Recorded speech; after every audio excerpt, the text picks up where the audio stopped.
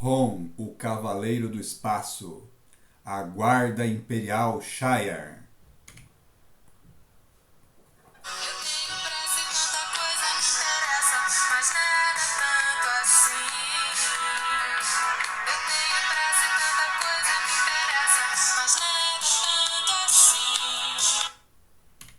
Episódio de hoje: Rom, o Cavaleiro do Espaço, a Guarda Imperial Shire. Essa história é inédita no Brasil. É o quarto anual de Rom, a quarta edição anual de Rom, o Cavaleiro do Espaço. É uma revista de tamanho duplo em comparação com a revista normal do Rom. Ela foi publicada em 1985, é o quarto e último anual do Rom. E na capa a gente vê o Rom encarando o Gladiador. O Gladiador que é membro da Guarda Imperial Shire, da qual nós vamos falar aqui. Essa história ela tem por título Blows Against the Empire, Ventos contra o Império, em que nós vemos na primeira página um cruzador espacial Shire, que ele tem uma forma parecida com um artrópode, né? uma nave que tem aparência de um ser vivo, e ela está se aproximando de um corpo preso dentro de um globo de energia. A nave que está sendo comandada pelo comandante Dakari, do Império Shire. Bem, quem são os Shires? Para começar a história aqui. A primeira aparição de um Shire ela aconteceu em 1976, na revista X-Men, número 98. É a história em que, depois de algum tempo, os Sentinelas retornam. Os Sentinelas eles apareceram, eles foram criados por Stan Lee e Jack Kirby na primeira formação dos X-Men. Os X-Men que eram formados pelo Ciclope, Homem de Gelo, Fera, Anjo e a Garota Marvel. Aí depois houve uma segunda formação dos X-Men, uma formação internacional, e é essa formação que nós vemos aqui enfrentando os Sentinelas, os robôs criados para capturar mutantes. Então, essa edição ela marca o retorno dos Sentinelas após bastante tempo ausentes das histórias dos X-Men. E em um momento dessa história, o professor Xavier ele tem uma visão. Ele tem uma visão em que ele vê um alienígena. Esse alienígena é um Shire. Essa é a primeira aparição de um Shire, mas ainda sem referência a quem são esses alienígenas, quem é essa raça. Mas é a primeira aparição sem nome. Depois, em 76, na edição 102 dos X-Men, quando os X-Men vão enfrentar o Fanático, mais uma vez, porque o Fanático já enfrentou a primeira formação dos X-Men, é um inimigo frequente nas histórias dos X-Men.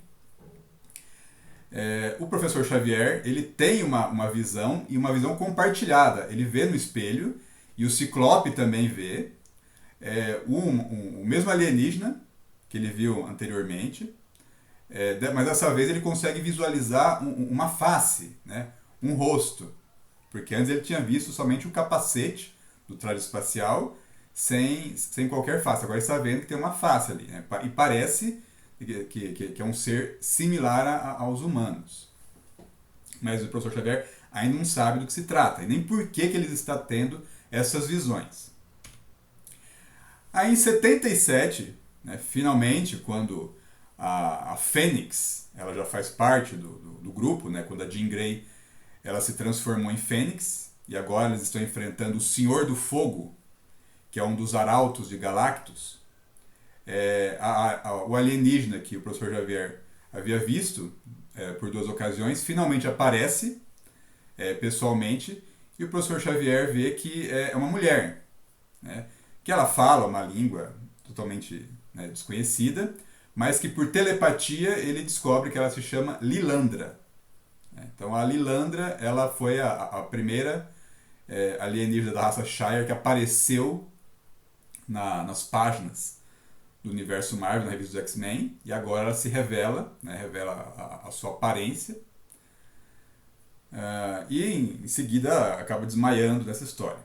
Né, e ela vai acabar envolvendo os X-Men numa conspiração espacial. Né. Então, esses são os Shires. Né. Os Shires eles são um grande império, assim como os Kree e os Skrulls. Então, eles são um povo bélico, né, conquistador, e eles têm uma aparência similar à dos humanos, assim como os Krees também parecem humanos. Só que tem uma diferença com relação à evolução. Né? Enquanto os seres humanos, né, os terráqueos, são descendentes de seres similares aos macacos, aos símios, os Shires eles são, na sua cadeia evolutiva, eles são descendentes de aves. Então essa é uma coisa meio estranha aqui da história dos Shires. Mas a gente vai saber um pouco mais sobre eles aqui, o que nos interessa, quando a gente continuar essa história específica que tem a ver com o Rom. Então a nave do comandante Dakari, ela encontra um globo de energia que tem um corpo dentro. Eles indicam que tem uma forma humanoide, mas que as leituras mostram alguma coisa estranha, que ao mesmo tempo tem leituras orgânicas e inorgânicas, né? Parece uma anomalia. Aí eles chamam o cirurgião da nave para poder fazer uma análise daquilo. O cirurgião vem e eles suspeitam que deva ser um cyborg, né? Um ciborgue, alguém que é metade humano, metade máquina. Né? O cirurgião da nave, ele não é da raça dos Shires. Ele é de uma das raças conquistadas. E isso será muito importante aqui. Né? É o Dr. Tirezeus, né? Ou Tirezeus. O Dr. Tirezeus, ele é um colonizado. Né? Vamos pensar assim, como se fosse o Império Britânico, né? Os Shires fossem o Império Britânico, e o Dr. Tirezeus fosse um indiano. Né? Então ele é um membro de uma raça colonizada, mas ele ocupa uma posição especial ali na nave. Então eles acabam trazendo o globo energético para dentro e resolvem tentar analisá-lo. Né? Eles veem que o que há ali dentro é homem, máquina ou as duas coisas. Né? A esfera de força começa a se dissipar, né? E repentinamente o que está ali dentro sai atacando. Né? Uma criatura realmente feita de metal, tem uma armadura, e ela sai dali lançando raios, atacando os Shires, né? E gritando, morram. Os Shires são pegos assim de surpresa, né? Pelo ataque, né?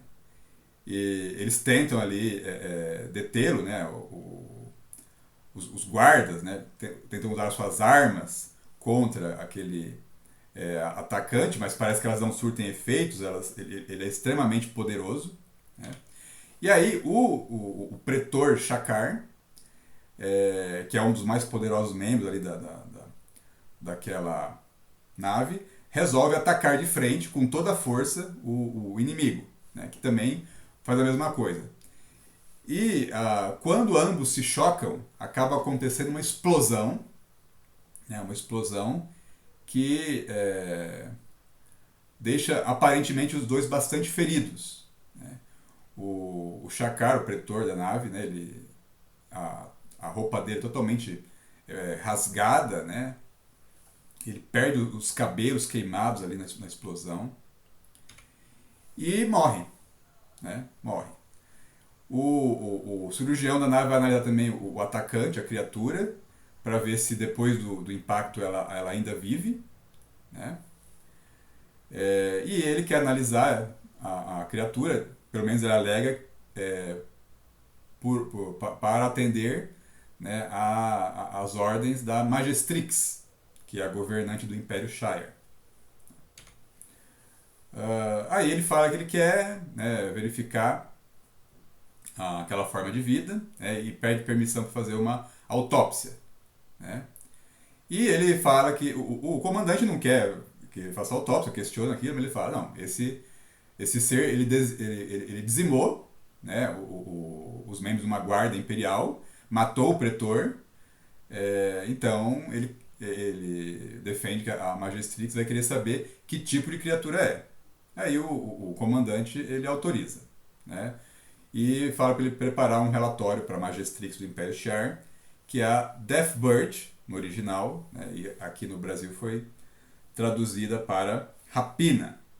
E quem é essa governante do Império Shi'ar, Rapina ou Deathbird? Nós vamos saber aqui, em breve. Mas nesse momento vamos nos concentrar na autópsia do Dr. Tairezeus. O Dr. Tairezeus, ele vê que, na verdade, aquele ser extremamente poderoso, ele não é de uma raça conhecida pelos Shires, né, mas ele tem um poder que ele deseja conhecer. E aí ele vai analisando a armadura dessa criatura, tá? E ele descobre que é realmente um ciborgue, né? Mas ele não está morto. Ainda não está morto. Na verdade, ele mentiu para o comandante, o paciente ainda estava vivo, e ele escuta, né, a história daquele paciente, e ele fala que é um cavaleiro espacial chamado Pulsar. E antes de estar naquela esfera de energia, ele teve uma luta contra os seus grandes adversários, que eram os espectros. Ele estava em um planeta onde havia espectros, havia os enfrentado, só que os espectros acabaram, ou melhor, as feiticeiras espectrais acabaram invocando, né, um poder que é extremamente letal para os cavaleiros espaciais, que são as Asas da Morte. As Asas da Morte são criaturas parecidas com pterodáctilos, feitos de sombras, e elas são mortais. Né? Somente o Ron conseguiu derrotar uma Asa da Morte. E aí o Pulsar ele foi extremamente ferido pela Asa da Morte. Ele acabou criando uma esfera de energia para tentar se proteger. E aí ele ficou durante muito tempo desacordado, ferido. E foi nesse estado, né, ainda se recuperando, que os Shires o encontraram. E ele estava com a última lembrança da batalha contra os espectros. Por isso que quando ele saiu do seu casulo de energia, ele pensou que ele estava sendo atacado pelos espectros ainda. E por isso reagiu de forma tão violenta. E aí o Pulsar, depois de contar a sua história, ele não resiste e acaba morrendo. Né? O Dr. Tairezeus então entende o que aconteceu, né? Aquela batalha, né? O final na nave Shi'ar foi todo um mal entendido, né? Mas acabou que o Pulsar e o Shakaar mataram um ao outro simultaneamente, né? Por serem quase equivalentes em poder. E o Dr. Tairezeus ele acaba tendo uma ideia, né? De que aquela armadura poderosa poderia transformá-lo num campeão, né? Um campeão para libertar o seu povo, né? Da opressão dos Shires. E assim ele põe a cabo um plano de usar aquela armadura do Pulsar e transformar a si mesmo em um ciborgue. Enquanto isso, o comandante D'Qar está fazendo um relatório para a Magistrix do Império Shi'ar, a Rapina. E nesse momento o Dr. Tairezeus, agora, né, dentro da armadura do Pulsar, ele acaba invadindo a sala de comunicações e ele mata o comandante D'Qar na frente do painel, diante da Magistrix. Ela vê aquela criatura, né, e o Tairezeus ele desafia, né, a Deathbird e fala que a missão dele é destruir o Império, né, e vai começar por aquele cruzador. Né, e aí ele destrói a sala de comunicações e em seguida começa a destruir toda a nave. Né. Vamos falar da Deathbird, ou Arpia. Né. Ela é uma personagem que apareceu inicialmente em 1977, na revista Miss Marvel. Então ela foi uma adversária, uma das vilãs da Miss Marvel, originalmente. Era uma vilã que tinha poder de voo, asas, e ela também podia lançar dardos envenenados. Então essa é a primeira aparição dela no universo Marvel, né, como uma vilã das histórias da Miss Marvel. Mas em 82 ela reaparece, agora se apresentando como membro da raça Shire. Não só isso, ela é irmã da Lilandra. A Lilandra que apareceu lá, inicialmente foi a primeira alienígena a aparecer nas histórias do X-Men. Então ela é irmã da Lilandra e ela é membro da família imperial. Então, nesse momento da história que o Pulsar aparece, ela é a imperatriz, ela é a comandante do Império Shire. Mas quando ela apareceu em 82, nas histórias do X-Men, ela ainda não era. Ela estava numa conspiração para tentar tomar o trono.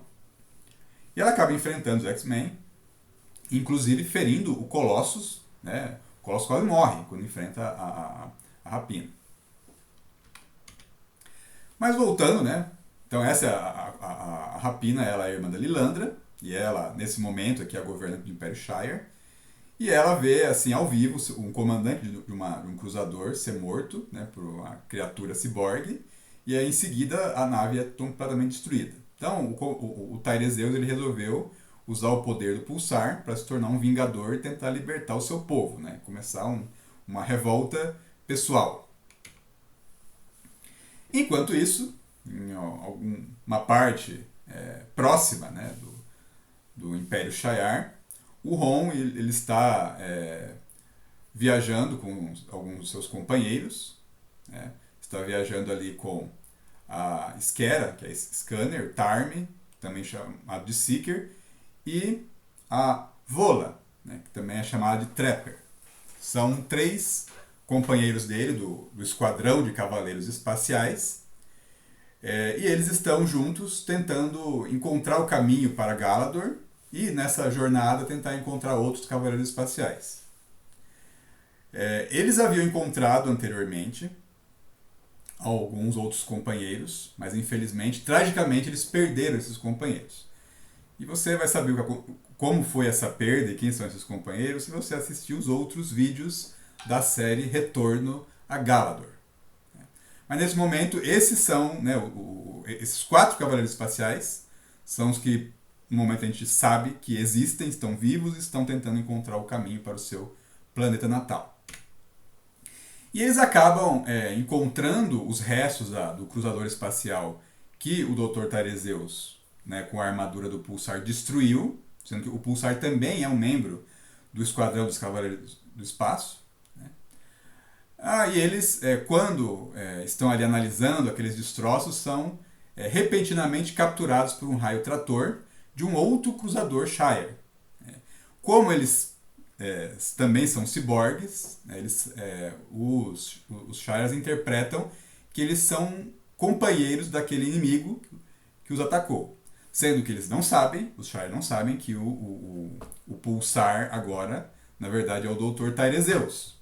Eles não sabem que um membro da própria tripulação ele se voltou contra o Império Shire. E eles são levados então para o interior da nave, né?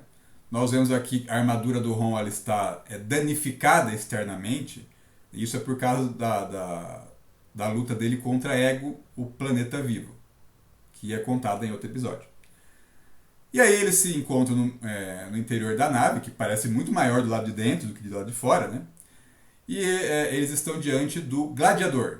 O Gladiador que é o líder da Guarda Imperial Shire. E eles recebem ordem de prisão por fazerem parte de um ataque ao Império Shire.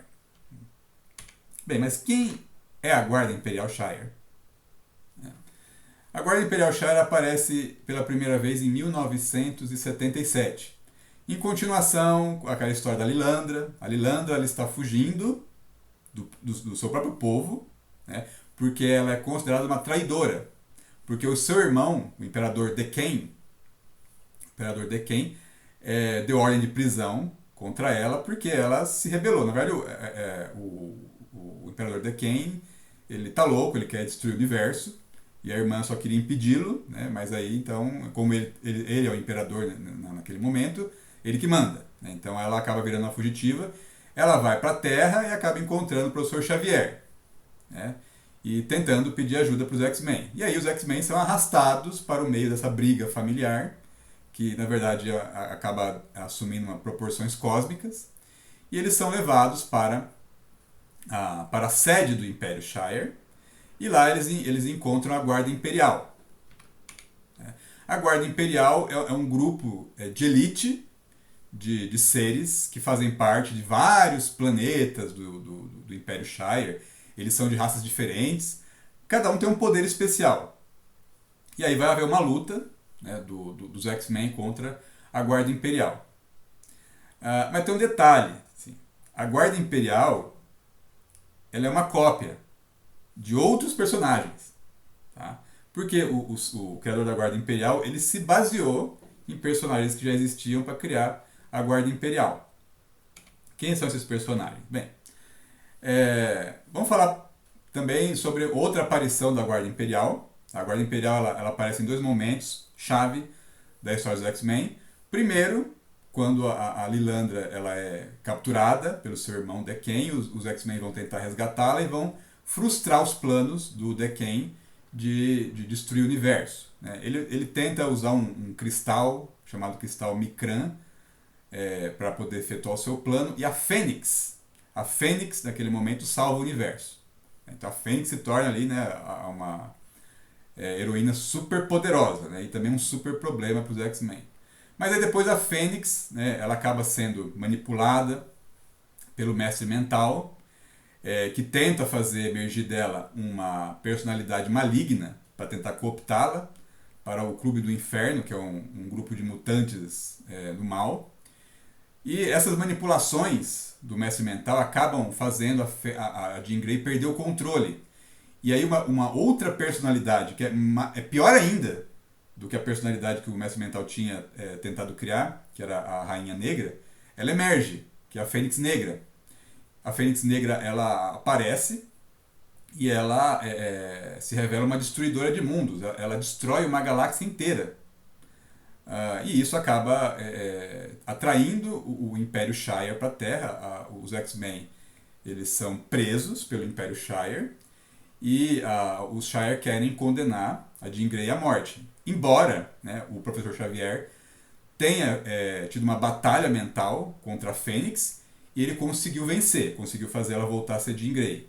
Mas os Shires não querem saber disso, eles querem acabar com ela porque eles culpam ela pela destruição de uma galáxia inteira, embora não seja aquela personalidade que fez aquilo, da Jean Grey. Foi a personalidade da Fênix Negra. Aí o Professor Xavier resolve pedir, né, ele conhece, depois de tanto tempo convivendo com a Lilandra, ele conhece as leis do Shire, e ele pede uma espécie de duelo. Não é duelo mesmo, porque não vai lutar só duas pessoas. Vão lutar os X-Men contra a Guarda Imperial. E a Guarda Imperial aparece novamente. Então o acordo é o seguinte. Se os X-Men vencerem a Guarda Imperial, a Jean Grey está livre. Se os X-Men perderem, a Jean Grey vai ter que ser executada. Essa é a história.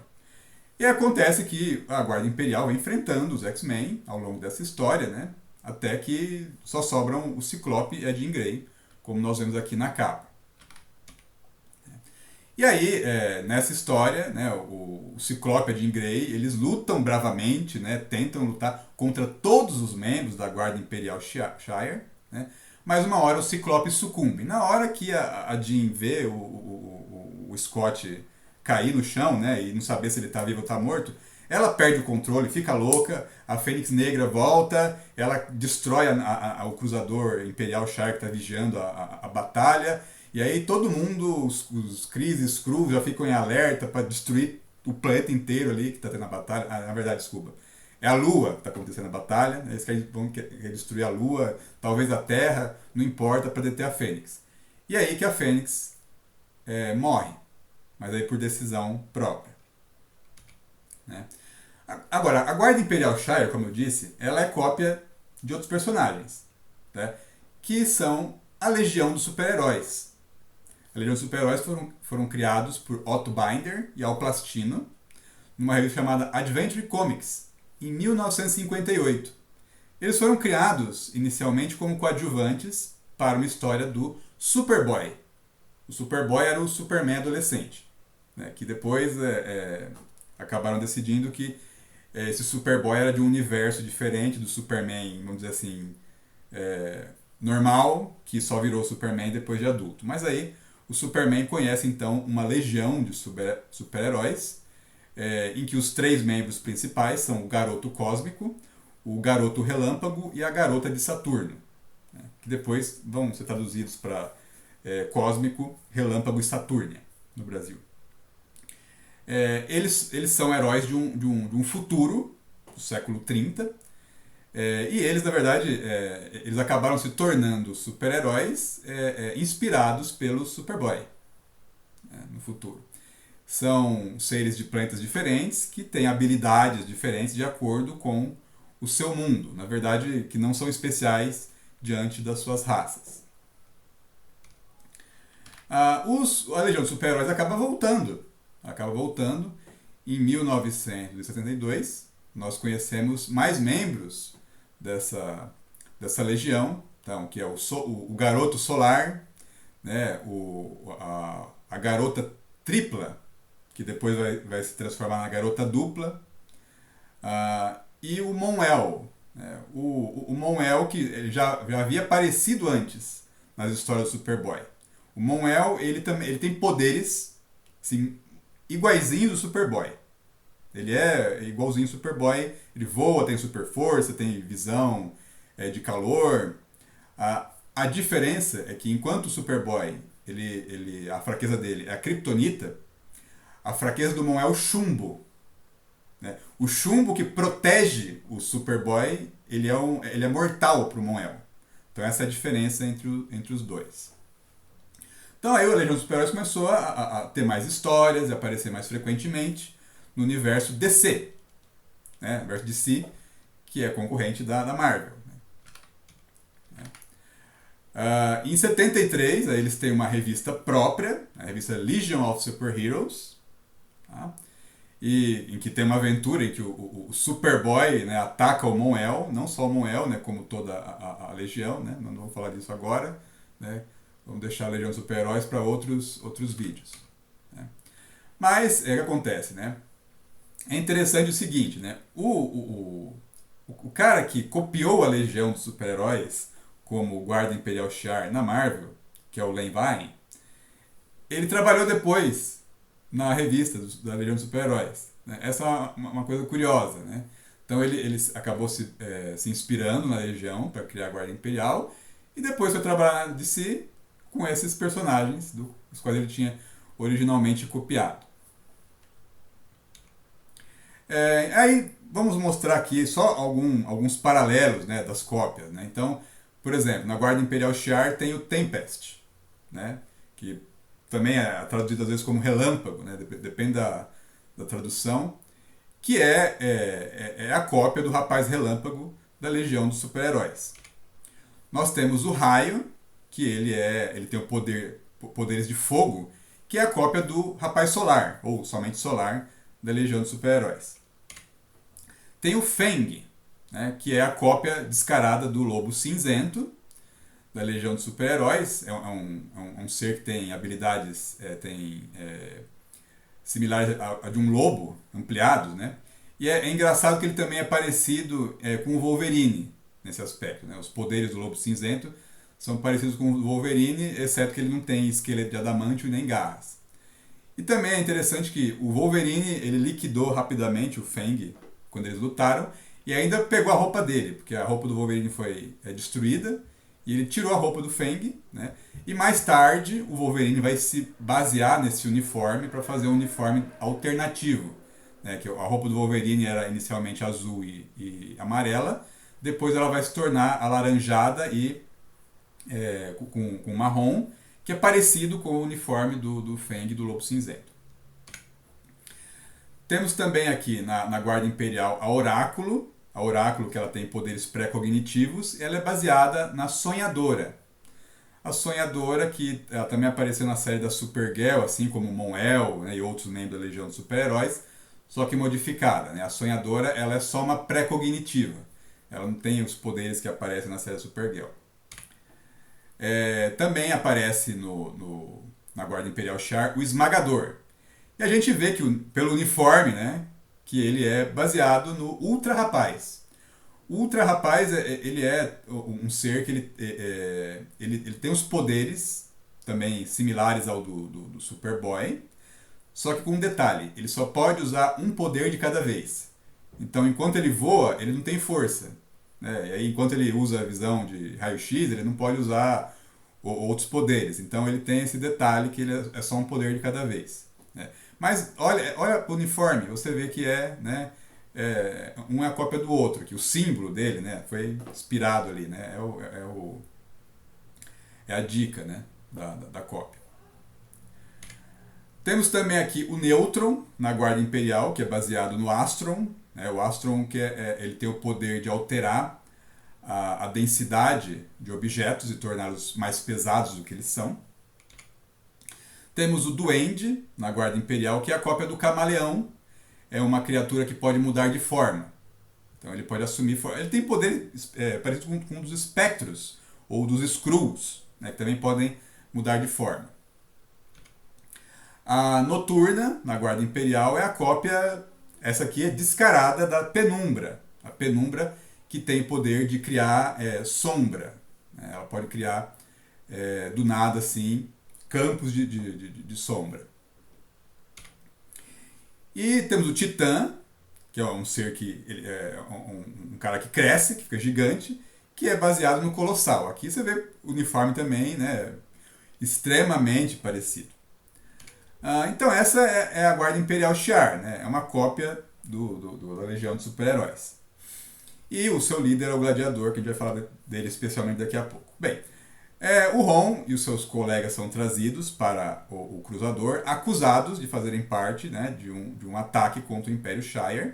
O Gladiador ele traz o corpo do comandante Dakari, né, e usando uma tecnologia Shi'ar, ele extrai as últimas lembranças daquele cérebro para saber o que aconteceu.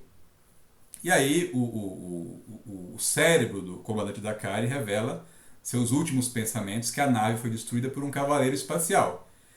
E aí eles mesmos, né, o Ron e os seus colegas se apresentaram como cavaleiros espaciais, então eles vão ser levados a julgamento, né, para o mundo do trono Shi'ar.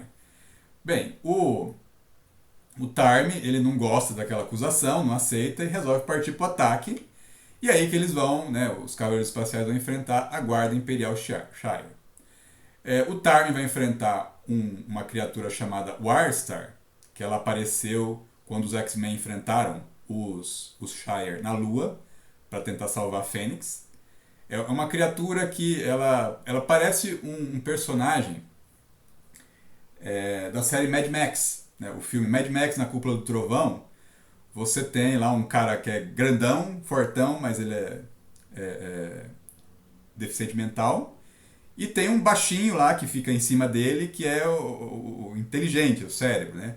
Aqui esse Warstar é parecido, assim. Então tem um cara gigante aqui com um carinha pequeno atrás dele, né? E os dois, eles atuam em conjunto. Ele vai enfrentar o Tarm.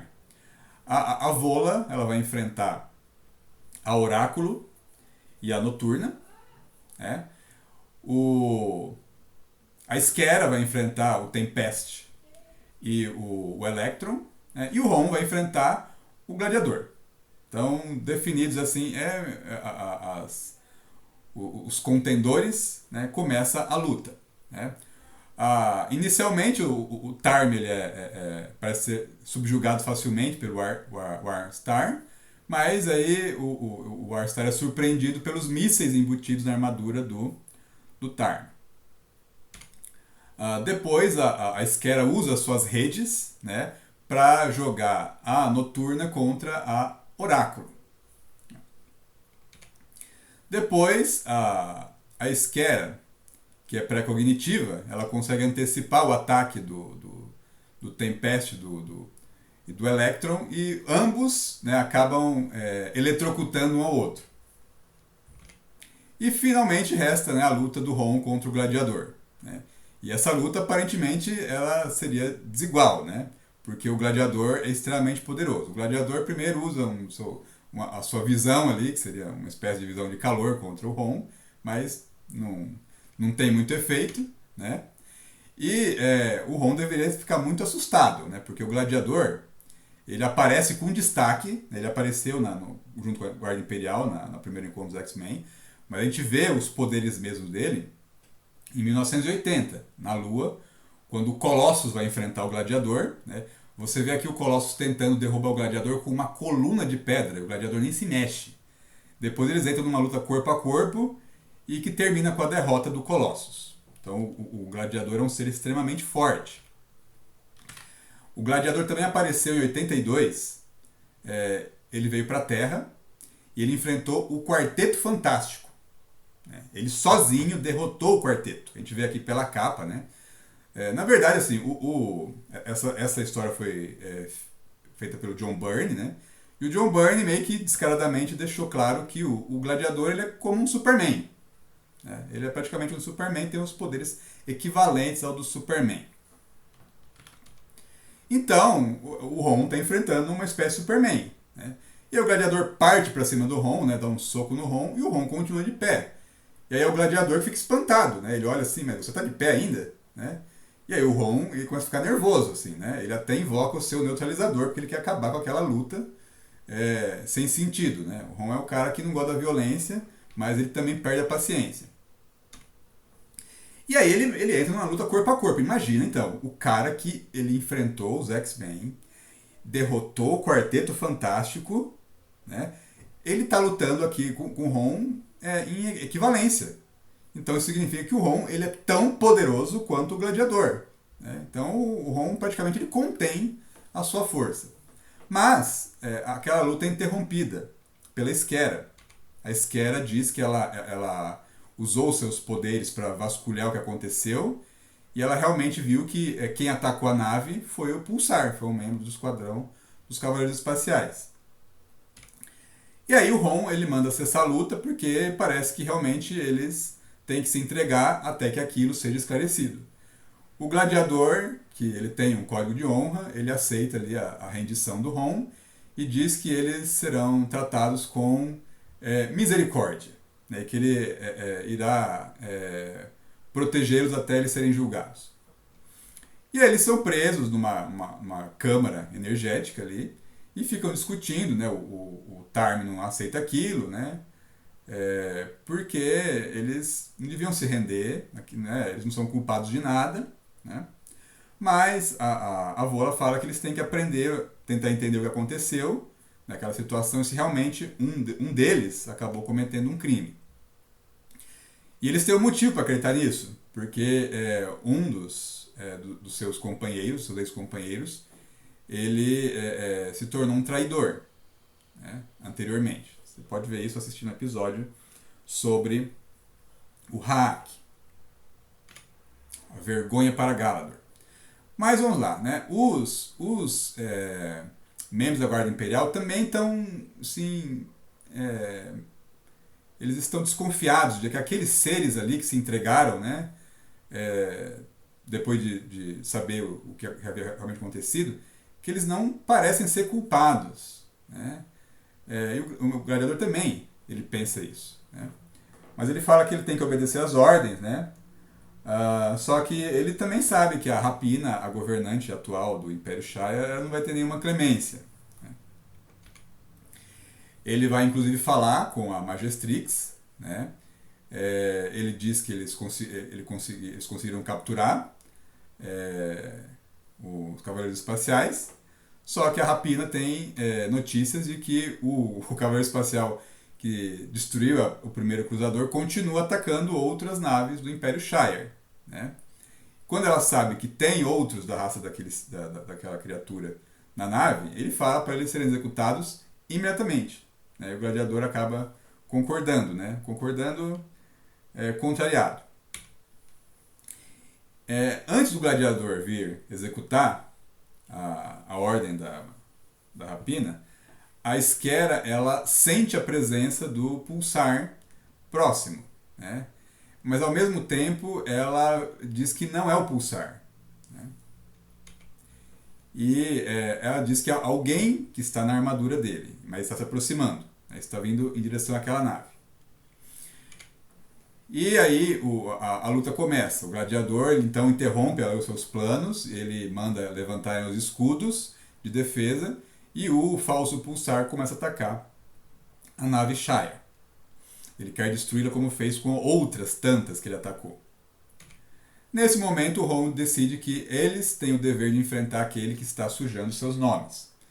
E aqui a gente tem um momento assim, inesperado, né? Uma coisa que a gente não sabia que o Ron podia fazer. O neutralizador do Ron foi tirado dele e foi colocado numa câmara, né? Longe daquela câmara onde eles estavam presos, naquela cela energética. O Ron simplesmente ele faz um gesto, manda o neutralizador à distância para o subespaço e em seguida invoca ele dentro da cela. Né? Assim, ele podia fazer isso, né? Porque se ele podia fazer isso tantas vezes, né, ele acabou perdendo esse neutralizador. Agora, assim, isso ficou meio... um negócio muito estranho, né? Mas ele tranquilamente faz isso, neutraliza a cela e sai de lá tranquilamente na frente da Guarda Imperial, né? E ele fala com o gladiador, ó, a gente não quer fugir, a gente vai enfrentar esse ser que está atacando e fala que ele não é um dos nossos, ele está sujando nosso nome, né? O gladiador acaba concordando, né, deles se juntarem. Então vão Guarda Imperial e Cavaleiros Espaciais atacarem o falso pulsar. Então eles se aproximam dos limites do escudo de defesa, se deparam com aquele atacante e aí vai começar a grande batalha, né, aqui. O Ron ele usa o neutralizador, né, ataca o pulsar inicialmente para atordoá-lo e pela primeira vez depois de tantas lutas ali, né, o Dr. Tairezeus ele sente dor naquele corpo, né, e se vê diante de Cavaleiros Espaciais e dos Guardas Imperiais Shire. Mas ele já tem alguma experiência com aquela armadura e ele usa os seus poderes para prender a todos no casco da nave. O Ron vê então que ele não tem muita alternativa, né? E ele resolve usar o neutralizador em força total. Ele neutraliza o ataque do Tairezeus. Não somente isso, ele faz retroceder o seu poder e ele tira os poderes do Tairezeus. Então ele usa o neutralizador para neutralizar os poderes da armadura. Essa é outra coisa também que a gente vê aqui, tipo, como o neutralizador é poderoso. Porque se o Ron quisesse então acabar com os poderes dos seus colegas, ele pode, né? Então ele parece que ele tem entre os seus colegas o maior poder de todos. Sem seus poderes, o Tairezeus acaba fugindo, né? Fugindo, mas aí os imperiais vão persegui-lo, né? Vão atrás dele. Eles o encontram, na verdade só o gladiador, né? Porque os seus colegas estão atordoados, o gladiador vai outros cavaleiros espaciais. Eles encontram o Dr. Tairezeus, refugiado em um planeta que faz parte da galáxia Shire. O Dr. Tairezeus ele ainda desafia o gladiador. O Ron ele tenta falar para o gladiador que o Tairezeus está sem poderes, então ele está indefeso, né? O gladiador não escuta e ele ataca com força total o Tairezeus. Ele acaba derretendo a armadura, né? Fazendo uma execução de pena ali na hora. O Ron e os outros cavaleiros não concordam com aquilo, e aí a Esquera ela se aproxima, tenta falar com aquela criatura que tomou a forma do seu amado pulsar. Esse é outro detalhe, né? Essas são histórias de amor mal resolvidas. O pulsar amava a Vola, mas quem amava o pulsar era a Esquera, né? E quem amava a Esquera era o Nan. Então tem uma história assim de amores não resolvidos entre esses cavaleiros espaciais. Mas a questão é que a Esquera vê que ela ali perdeu, né? O seu amor está morto. Aquele homem tomou a armadura dele e agora aquele homem também está morto. Mas ele nos seus últimos momentos, ele conta a sua história. Dr. Tairezeus fala que ele é de uma raça de seres mamíferos que eles estavam num estágio parecido com o de homens primitivos, né? Viviam em guerra, num planeta chamado Calurnia. Então, né, como acontecia aqui no Brasil antes dos portugueses chegarem, né? Tinha os índios, né? Eles não eram um povo só, viviam em guerra uns contra os outros. Aqui também é a mesma coisa no planeta Calurnia. Mas um dia os Shires apareceram, né? Atacaram o planeta, escravizaram os calurnianos, né? E acabaram selecionando alguns, treinando, educando, né? Aculturando eles para que eles mesmos servissem de instrumentos para dominação dos seus. Né? E aí o Dr. Terezeus acabou, né, o Terezeus tornou-se um cirurgião, né? Acabou ascendendo, tendo uma vida melhor que a maioria dos seus companheiros, da sua raça, né? Mas ele nunca concordou com aquela situação. Né?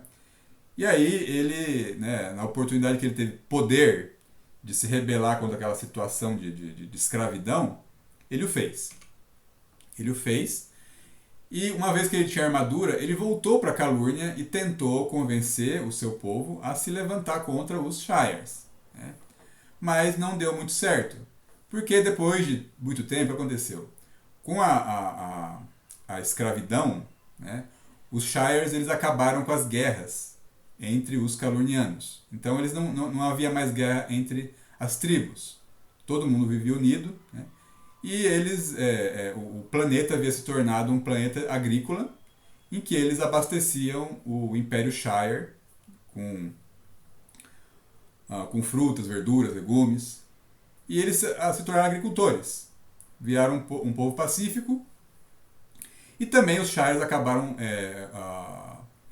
ensinando tecnologia para os calurnianos que deram a eles uma vida mais confortável do que eles tinham. Então eles não estavam interessados. Né? Eles falaram, a gente tem uma vida boa aqui. Né? Tem uma vida tranquila. Para que, né, a gente vai querer essa vida? A gente está falando de escravidão aqui, mas na verdade assim, eles não eram livres, né, para ter um governo próprio. Eles viviam, né, sob a ditadura do Império Shire, mas assim, no planeta, né, eles tinham uma certa liberdade ao mesmo tempo, né, e eles não estavam afim de ter mais autonomia do que aquilo. Então eles rejeitaram os apelos do Terezeus e eles também não reconheciam ele, né, como um deles, porque agora ele era um ciborgue. Então ele se sentiu ali sozinho, né, e resolveu fazer em vez de fazer uma revolta, fazer uma vingança pessoal. Resolveu ele lutar sozinho contra o Império Shire. E aí acaba então a vida do Dr. Terezeus. Né? O gladiador chama ele de traidor, né? Fala que a Magistrix, a rapina, vai ter o prazer de saber que ele foi eliminado. Né? Mas o Ron discorda, ele fala, traidor? Ele é um rebelde, né? Mas talvez no final ele seja um herói. Né? Ele tentou acabar com a opressão do seu império, né? A opressão que vocês impuseram sem escolha. Né? O gladiador fala que as palavras do Ron são traição, né? Mas aí, depois de algum tempo, ele reconhece que isso é verdade. Né? Eles, ao mesmo tempo, falam, não, nós demos uma vida melhor para eles, né? Eles deviam estar felizes com isso. Mas não foi uma vida proposta, foi uma vida imposta. Né? Eles dão tudo menos a liberdade. E o gladiador reconhece, então, as palavras de Ron. O gladiador resolve que ele não vai levar o Ron e os seus companheiros, prisioneiros mais, porque ele sabe que a rapina vai querer executá-los. E aí, então, ele revela que naquele planeta eles têm um portal estelar e ele resolve ativá-lo e ajudar Ron e os seus a voltarem para Galador. Então, agora, parece que a jornada sem rumo acabou. Finalmente Ron vai poder voltar ao seu planeta com a ajuda do gladiador. Assim então, né, parece que o retorno a Galador ele se encerra aqui e o gladiador vai voltar para enfrentar a ira da sua Magistrix. E assim acaba então essa longa história que põe fim à jornada de Ron, né, da Terra até o seu planeta natal. E que ele vai encontrar uma Galador muito diferente da que deixou. Mas isso é outra história.